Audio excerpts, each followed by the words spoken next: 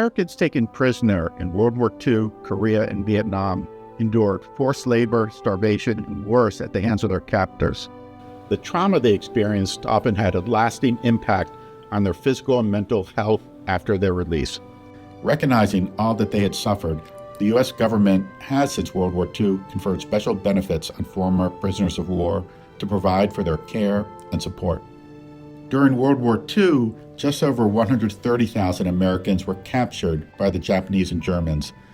116,129 lived through the ordeal and returned home after the war.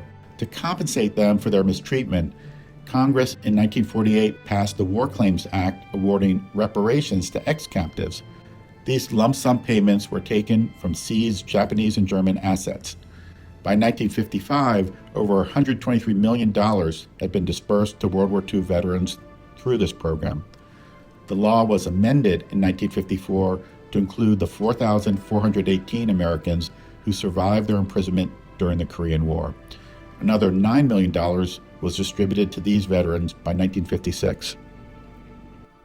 In addition to reparations, former prisoners also benefited from legislation passed many years later that expanded their eligibility for disability compensation and medical care from VA.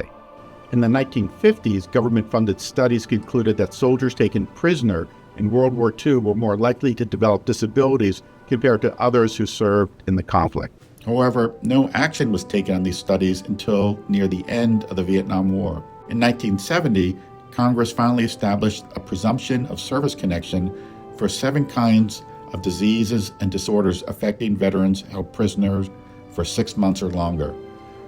The presumptive designation meant that these conditions were automatically assumed to be related to the veteran's time in captivity, notwithstanding that there is no record of such disease during the period of service.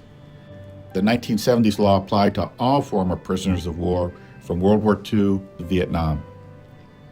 In 1973, the United States withdrew the last of its combat troops from South Vietnam, and the 591 Americans held prisoner in the North were released.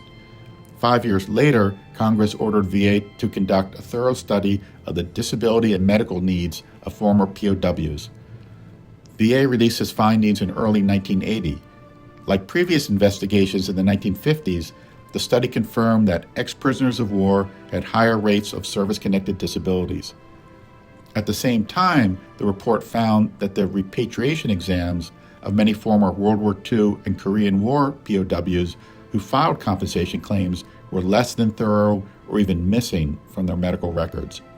A mere year after the study's publication, on August 14, 1981, President Ronald Reagan signed into law the Former Prisoners of War Benefits Act, the first piece of legislation that focused exclusively on the needs of veterans held captive in wartime. Among other provisions, the bill extended presumptive benefits to veterans imprisoned for as few as 30 days, as opposed to the 6-month minimum required by the 1970 law.